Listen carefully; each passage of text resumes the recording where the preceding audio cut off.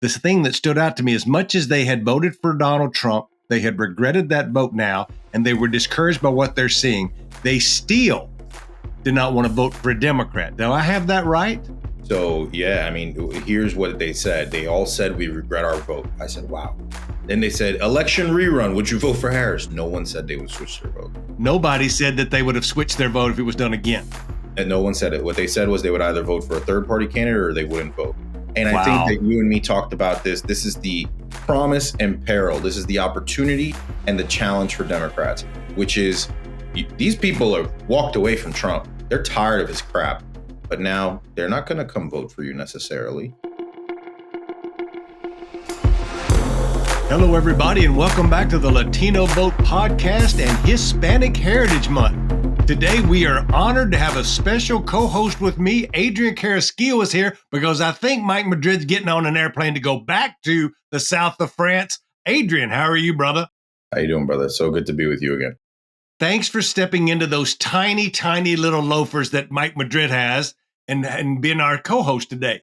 You know, I'm excited. As you know, we love Mike. He deserves to have some free time. The smart people are the ones that go out in September, man. Yeah, August is when you go, but you know, sometimes those people I'm go pretty out. sure it's a work trip. I just like busting his balls. Yeah, okay. But no, I'm glad to chat about it. Got a lot of good stuff today. And I wanted to have you on because you have some great reporting out this morning. Now, y'all should know you're probably seeing this or hearing this on Friday. We record this on Wednesday, and Adrian is dropping another one of his hot newsletters today, and I'm going to have him get into some focus groups. That's right, Mike Madrid. I can talk about focus groups as well without you here. And it's also Brown Prom Week here in D.C. this week, so we're all putting on our tuxes to head down to the convention center tomorrow. So we got a lot to talk about, Adrian, but let's get started with the piece you're dropping today, which was Wednesday, that folks will be able to get. Tell us about the reporting about the latest newsletter. And well, I love the way that this works too, because this piece is like about to drop. It hasn't dropped yet. By the time they listen to this, they'll be able to go find it. It's basically an exclusive story. The Bulwark runs these focus groups. I was on the podcast with our great publisher, Sarah, the other day, and we were Sarah Longwell, right? Sarah Longwell. What we do is we dig in, we listen to voters. They're not always Latino voters. Sometimes they're a mix. But this one is all Latino voters that supported Trump, and all of them have regret their vote and wish they didn't vote for Trump. And that's notable. And I think, you know, if we had Mike here, we could talk about that piece of it. I know you're joking around the focus group stuff, but it's like what we saw was, you know, by February, a lot of folks that we know, a lot of Democratic folks, liberal folks were already horrified. But you got to think about a voter who voted for Trump in November. By February, they're still like, all right, give the guy. By March, by you know, we saw around 100 days, some of that stuff started changing a little bit. This summer, there's different moments where it ebbs and flows, where they're like, I don't like what's going on in LA. I don't like the military takeover stuff. I don't like Guantanamo Bay. I don't like El Salvador. Kill Maura Abrego Garcia. There's all these moments where we see Latino voters started being like, I don't like that. But this was the first time I saw they all said they regret their vote.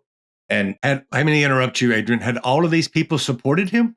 All of them supported Trump in November. They all said they regret their vote. As I say in the story, there's red states, there's Florida, there's Virginia, there's New York, but there's also places like New Jersey, which are still blue, but have really moved towards Trump in the Trump era. So, you know, it was a really good group of voters. And yeah, I mean, look, I literally, the person I quote in the story is Chuck, which I'm sure he will love. Oh, we love Chuck. The only thing better than more cowbell is more Chuck Rocha. But there's go ahead. No one in the story except for Chuck. But the point is that, and Chuck knows this, look, the economy is often going to be first. People will often say there's not going to be immigration ads from Democrats. It'll be economy focused ads, stuff like that. But immigration is this interesting hammer that's sort of on top of that. The voters say, I work in construction. The economy's a mess. Tariffs are a mess. And by the way, what the hell is he doing in my community? To church going people, to tax paying people, to hardworking people, neighbors, colleagues. So that was very interesting, very instructive. That's what the newsletter is about. Well, I think that it's really, really important. I'm going to ask you a question about what you thought was the biggest jarring thing. When you told me about the focus group, you gave me a little bit of the insight on what was going on there. The thing that stuck with me is that when you ask somebody why they vote and why they're involved, of course, it's to Mike Madrid. I'll give Mike credit here. Affordability. But also immigration creeps up in these focus groups, per what you've explained to me about the focus groups, to be like the second or third thing behind what do you say? Being able to take care of your family. So it's this overarching anxiety, I think, is what my quote's about, because that's where I hear the community. And it's funny that the community's all coming together this week. That means all the Latinos with their master's degrees. It also means all the Latino state reps and city councilmen. It also means a lot of the community organizers. Like, everybody will be in that room on Thursday night. And we've all seen a lot of our direct family members, employees, folks that we're around being traumatized by what's going on, especially here in DC with the military in the streets, now in Memphis, now talking about, I wanted to ask you second in a minute about the Chicago trip that you took, about what you saw in Chicago. But before we get there, thinking about this anxiety, what was some of the things in these focus groups that really stood out to you from some of the personal statements folks made? I mean, this is all tied together, and this is why I love having these conversations with you. We're joking around with Latino Prom, Congressional Hispanic Caucus Institute Gala. They do a good job. And yeah, everybody's dressed up. This is going to be the first year in 10 years that I'm going to miss it. But everybody's all dressed up, and we joke about the Beltway and stuff.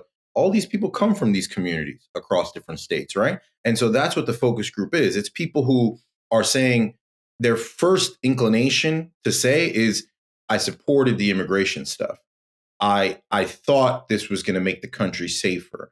I thought the border was out of control. So that's the place that these people begin from. They literally voted for this guy in November. The second thing they say is, this has gone too far. This is too dramatic. This is inhumane the way he's doing it.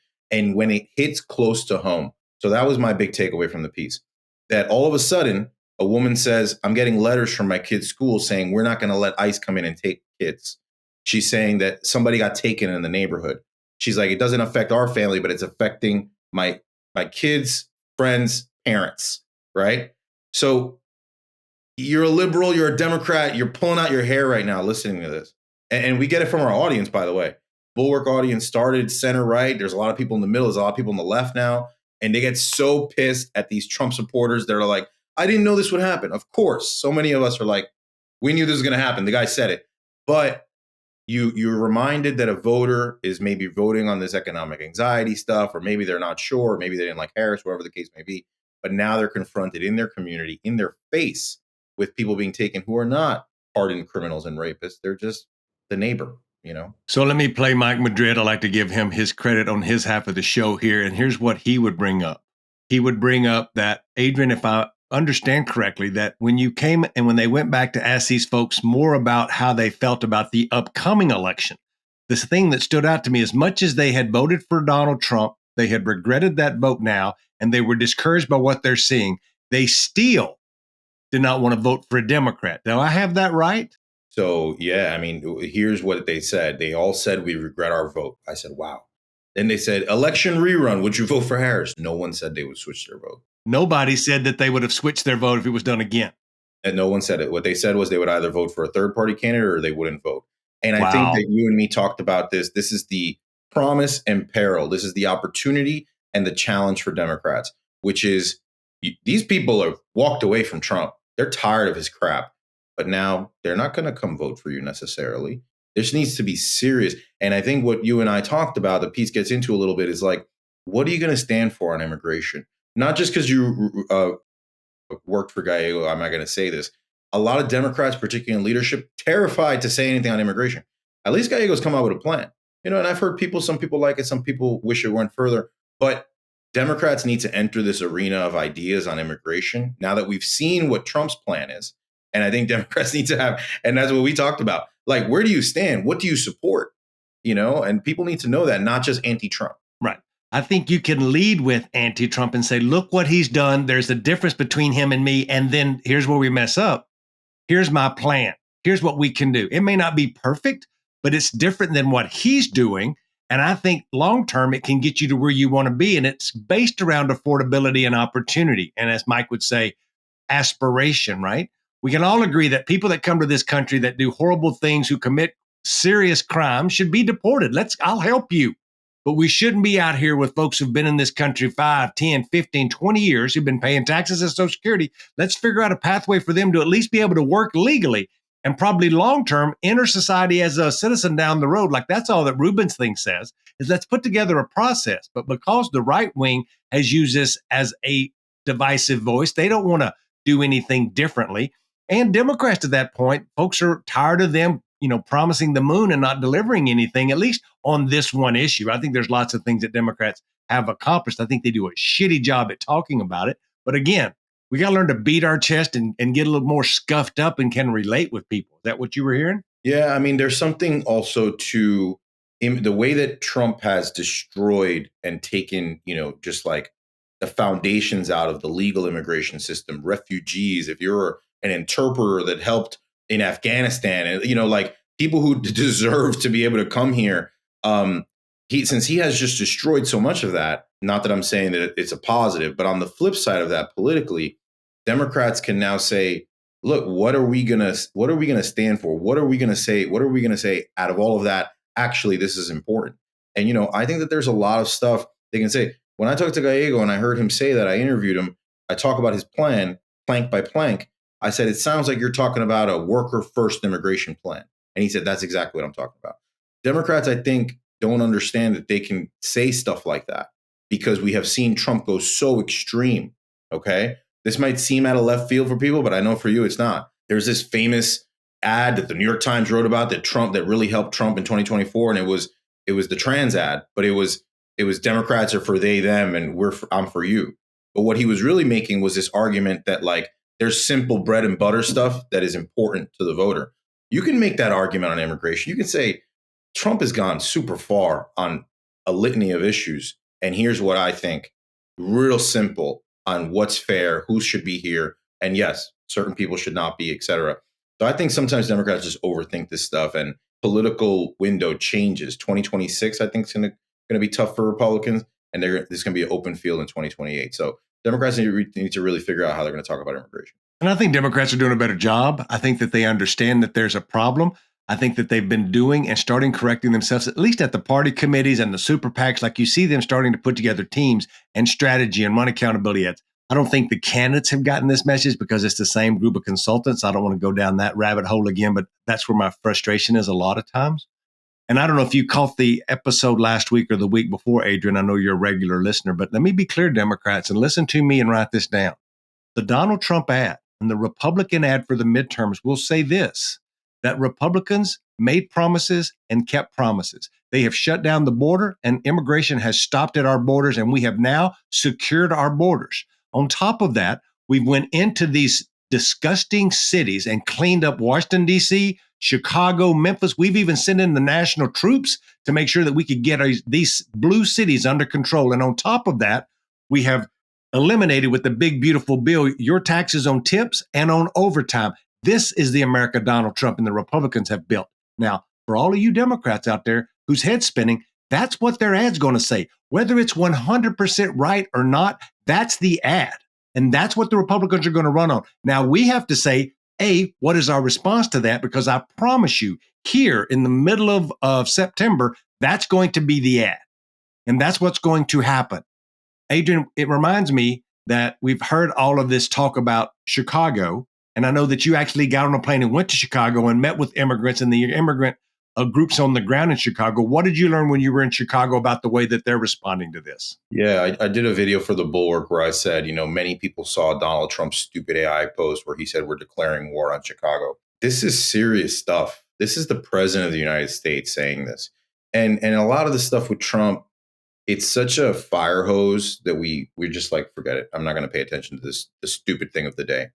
But he's declaring war on American cities. So what does that look like? And whether ICE is everywhere on the street or it's sort of a fear campaign, like that actually all matters. And that's worth the story. So I go there and I find that, yes, there is an increased ICE presence. Yes, there have been increased detentions. But rather than like massive raids, which, by the way, we saw at the end of the Bush term, at the beginning of the Obama term, rather than like massive work raids with hundreds of agents, it's sort of these roving groups of agents, and it's like here and there. But that still leads to the fear, the campaign of fear. And I talked to a really respected activist out there, and I'm forgetting the group she were, Southwest Organizing Project. And they did a press conference in Chicago, and she said it was una guerra de miedo. It's a war of fear that they're doing. And that's what I saw on the ground. I went to a town called Belmont Craig, and it's 80% Latino. I laughed because the alderman there, who's a former Marine, Gil Villegas, and his team were telling me is 96% Latino. And I'm like, well, I think it's 80% Latino. But the point is, the reason they can be excused for getting excited, besides loving the place they're from, and honestly, I saw everyone was the Latino that I saw in that town. But and I saw Mexican flags and I saw Puerto Rican flags. But it's one of the fastest growing Latino neighborhoods in Chicago. So they said that people from Pilsen and people from Little Village and people from all these different places from Humboldt Park are all moving to this area. So it's the type of area that if there are ice sweeps, they're going to affect there. I spoke to an undocumented lady named Mari, and it's just like, first of all, it reminds me of family. It reminds me of, honestly, the lady that takes care of my sister, my mom's brother, my uncle, and my aunt. And she's, a hardworking lady. She has a U.S. citizen kid who's 11. And that thing that's human nature, which is like, we're gonna be positive. Everything's gonna be okay. But it's fighting in her brain with all this negative, scary shit that she's seeing. And her 11-year-old is there listening, basically, because he's right there. But I had to ask her, what's your plan if you get taken? Because this is where the fear comes in.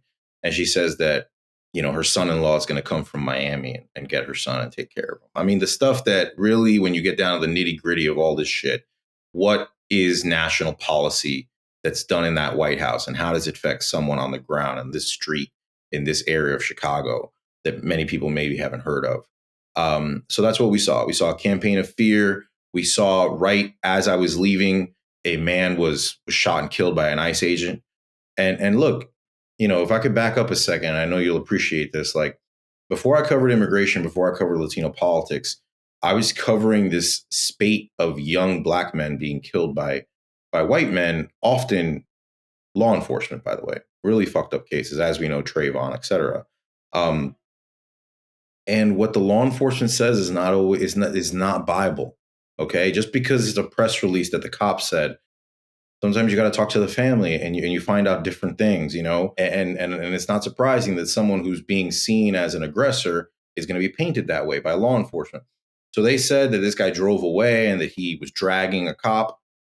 From the video that people saw, it looked like the cop was on the side. I think those things are hard to know at this time. All we know is that increased presence led to injury of officers and death of an immigrant man that was trying to resist arrest because he was terrified for his life. So that's what we saw. That's what's going on in these cities. That's what happens when they talk about, we're going to have the military come in. We're going to smash a blue city. These are real people, real lives. And they were all horrified that the president of the United States is declaring war on their city. It was so interesting. I was with Congresswoman Delia Ramirez, who represents part of that district. And I was with her. We were at a progressive PAC event, and she was like, this guy just got killed, and it's right there in my district. It's also in Chewy's district. The place that it happened was on the street that separates hers and Chewy's district, just so you know. So, like, these are real things. I was watching the Congresswoman deal with this in real time, and, hat tip to her. She's always fought for our community and stuff. And as we think about the military going into Chicago, am I wrong to think about building a Thunderdome there, and out in front of it is Jorge Neri and Myra Macias out there just saying, bring it on, let's do this thing, you'll come to my town, little village, we'll rise up, like all those anarchists who we love, like Myra and the rest of them. They ain't gonna let no shit go down in their town in Chicago. There's great folks. Both of the people you just mentioned are the type of people that I hit up when I'm going into their city, and I say, hey, who should I talk to? And Jorge Neri connected me with the alderman. You know what I mean? Like, Myra connected me with amazing people down there. So we always take care of each other. I mean, it's just like, it's scary and it's daunting what's going on when it's the power of the federal government put against your community, against immigrants, against Democratic Party now we're seeing. But there's good people doing good work. And that's, I think, important. I think both of us try to always elevate and amplify those people. And as we kind of put a bow on this latest newsletter that you dropped, I tell people to make sure they go read it at the Bulwark over there. Your thing is called Huddled Masses, isn't it? Yes, Huddled Masses. I don't think I've ever told this story, but when we were first figuring that out, I reached out to the Bulwark. I said, you guys should have an immigration reporter. This is going to be the biggest story of 2025. I've been very heartened to find that the politics is tough, but we were right, that we knew that this was going to be an important story to cover. And look, you know me, man, I want to hit hard. I want to confront people, and I wanted to actually call it Deportation Nation. I wanted people to be like, This is what America is right now. But as we mulled it over and thought about huddled masses, like what has America always been? This is freaking, inscribed on like the Statue of Liberty. And we tell these stories about what America is. And frankly, a guy in the focus group was like, my wife is Colombian. I go to Colombia and people hate America. And I think there's a reflexive thing as Americans to be like, well, whatever, who cares what you think? People around the world are not thinking positively about us. And it's because of the actions of this administration, as one person in the focus group said, treating people in other countries like they're subhuman. I mean, what do you think is a response, right? Every action has a reaction. Didn't we learn that in school? Did you learn that in school, Chuck? I didn't really go, but go ahead. I know that conjunction junction. What's your function? What I'm saying? And it's just like, come on, man. So anyway, it's all. I love that you named it the huddled masses. I also, on the policy piece, to wrap this part of the conversation up, is listen, for those of you who's been listening to the podcast, Mike had on a woman a week and a half ago before we did the Charlie Kirk episode that talked about the polling that she was seeing in California. Amazing reporter with the LA Times who's here in DC. Adrian's now confirming what she said. It's being confirmed over and over again. So one thing is not wrong or right. It just shows a pattern. And what Adrian Carrasquillo with the huddled masses has showed here with, Sarah Longwell and other folks in focus groups is that folks are feeling an anxiety. Some of them, not all of them, some of them regret the vote, but that they're yet to buy what the Democrats are selling yet. But there is an opening. That's the good news for us as Democrats, is we have a chance. We run a different kind of campaign. We start early. We go have these messages to talk to folks about what they really care about, which is affordability and some common sense shit. We can win that. And a lot of that will be shown in New Jersey and in Virginia in the coming months with their elections coming up in November. Yeah, no. I was just going to say that I remember talking to someone at the CHC and I was just like, when are Democrats going to fight back? And it was still early. It was still in the first 100 days. And they were just like, we're sort of waiting for these big moments. And they were saying, not defending it, but they were like, I think some of the people are kind of waiting for some of these shoes to drop. And I think that one thing that is like hard for like Democrats to get their minds around, for example, Somos Votantes just came out with a poll. Young voters' approval of Trump is down 10 points. Latino men is down 5 points. It's easy to say that's not a lot. Like Latino men are still kind of there with Trump, maybe, though there is some frustration on the economy. But then that's an opportunity. If that has already happened, young people are getting fed up with his stuff. If he's at 33% approval, I mean, you got to start that work now, right? Not 2 months before the election. Hopefully, maybe in 2026, maybe we can get some Latinos. Like, there's this real displeasure and discontent with what Trump is doing, and there's an opening. I would be remiss if I didn't ask you about your big birthday celebration. I saw you and some of your folks were down in the homeland in Puerto Rico. And is that some kind of frog shirt you're wearing? Well, actually, no, I did do my 40th birthday in Puerto Rico earlier this year. This is from the Bad Bunny concert. This is exclusive merch, Chuck. People were waiting 90 minutes to get these shirts. To get a frog shirt on the Bad Rabbit? So the quick story is that I had a story that many people had and a fear that many people had, which is I got my tickets on StubHub. Okay. I actually got them the week before they doubled in price. I won't say the prices, but they doubled in price the week after I bought them. So we were good. We were like, all right, we bought them. There was a whole thing. The company, the ticket merchant, Tiquetera, they got hacked and tickets were being like double sold willy-nilly. And then people were reselling them on StubHub and stuff. I was scared, man. I was scared that ticket was going to scan red. And people said that there's a walk of shame if your ticket doesn't scan. You have to get out of there. I was like, I'm not really ready to deal with that. So I got there. The doors are supposed to open at 6. I got there at 4. Whoa, the concert doors open at 6. What time does the concert start? Like 9. And you got there at 4 in the afternoon? I got there at 4. My sister Adriana said I was the first male that was going to give birth because I was extremely stressed out. I talked to the security guard. He's like, these are the first 3 dudes. I'm like, okay, cool. I go get a double Johnny Walker. That calmed me down. I go get some paella from one of the Puerto Rican trucks. I get a pincho. Now I'm feeling good. I walk back to the line. I get me and my sister and her boyfriend. And I will say in my defense, my sister was like, I just think everything's going to work out. And I was like, everything's going to work out because I'm going to make sure it works out. So we get behind the first 3 dudes. Now we're 4th, 5th, and 6th in line. And so we get over there. And doors open at 6. We're inside at 6:02. Ticket scans green. What? You're gold. So now I'm like, let's run up those stairs, be first on the merch line. So some people legit waited 60 minutes, 90 minutes for all the different types of Bad Bunny gear. We were first in line. We were just picking and choosing what we wanted. But all that aside, it was a beautiful show. I'm not going to give the whole explanation, but like he does stuff that's very cultural. There's people in traditional Puerto Rican, like bomba y plena, white outfits. Like for the biggest artists in the world to be going back to like Puerto Rican culture, like real homeland shit. It was really cool.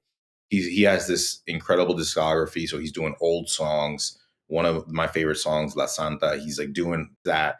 But then the album is called Debí tirar más fotos. I should have taken more photos. And so of course there's stuff. It reminds you of lost loved ones. You know, in my case, my dad. There's plenty of opportunities to get emotional at that show. But he's doing like one of his famous songs, Calladita, and he does it as a salsa. Like it's a reggaeton. Like he's just doing stuff that's on another level that no artist is thinking about doing it.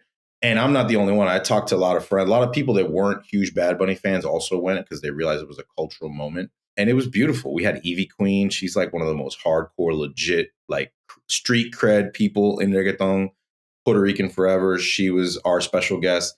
So honestly, a beautiful time with family, but like a really special show. Even Jorge Ramos yesterday was saying that he's a Bad Bunny fan and that he was sad he didn't get to go to the show.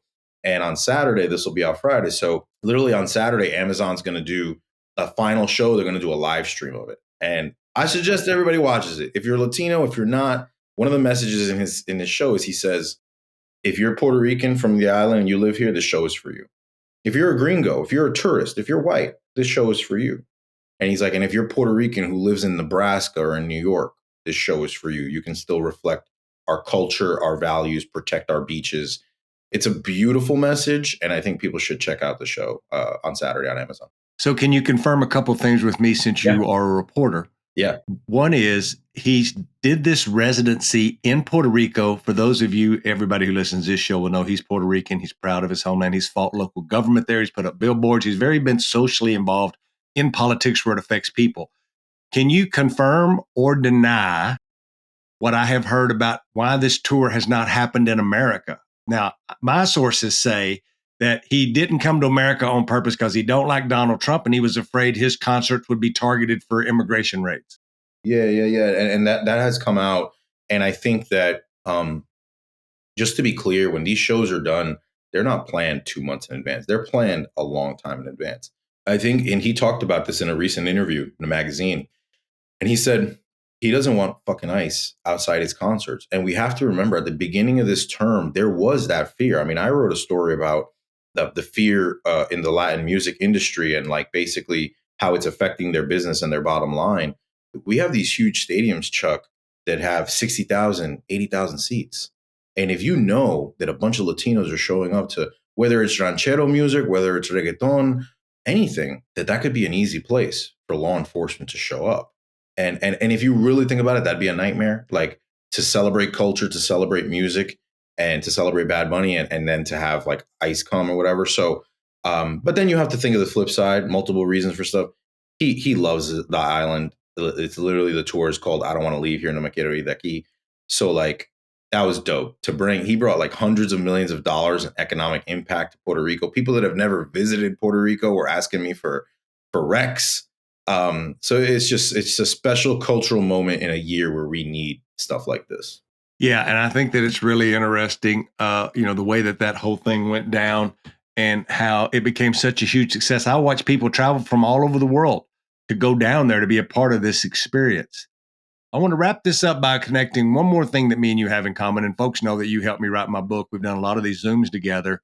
But I've noticed lately, and I knew that you had a little back trouble, as we talked about on this podcast before, me and Finn Gomez climbed a mountain 2 weeks ago, and I ran up that son of a bitch like a billy goat. He's like, you're a fucking Mexican billy goat. So I was like, I'm really now proud of my fitness journey and been talking to people about fitness. I've noticed that you're back on the bag. I forgot what you called that bag, that German thing you lift around. What's it called?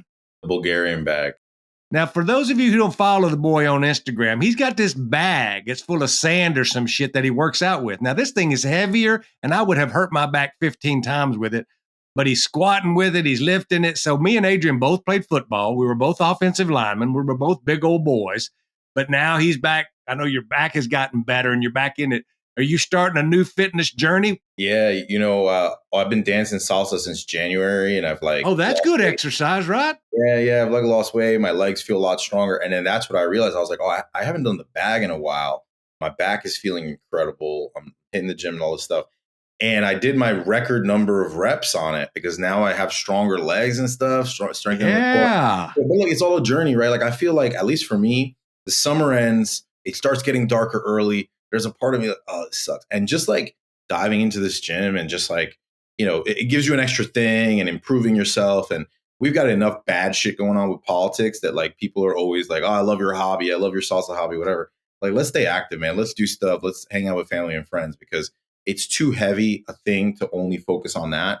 And we have to have our other stuff to rest to then come back and fight. You mean beyond me and you picking on Christian? Because we kind of have that in common. Yes, we do. The reason I'm not gonna be at CHCI is because I'm gonna be on a panel on Thursday, Hispanic Heritage Month panel that this group Mundial in New York. In New York, Christian Ramos is gonna be the moderator. I'm gonna be on the panel.